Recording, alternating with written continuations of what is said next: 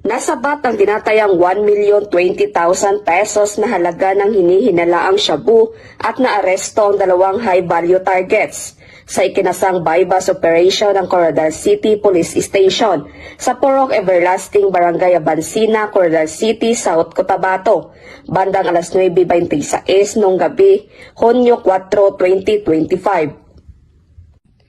Kinilala ng Coronadal City Police Station ang mga naaresto na sina alias Panoy, 37 anyos, at alias Boboy, 49 anyos, na kapwa residente ng Coronadal City, South Cotabato.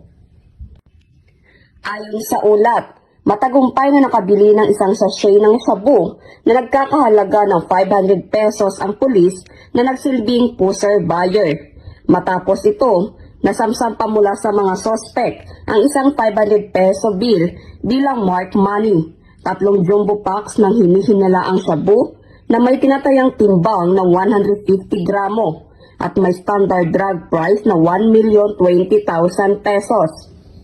Ang mga sospek ay nasa kustodiya ng Coronadal City Police Station at sasampahan ng kasong paglabag sa Section 5 at 11 ng RA 9165.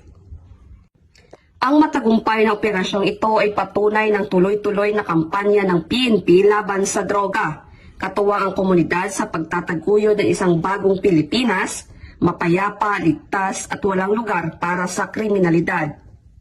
Mula dito sa Rehiyon 12, ako ang inyong PNN correspondent, Patrolwoman Vina Morales, alagad ng batas, tagataguyod ng Balitang Pulis.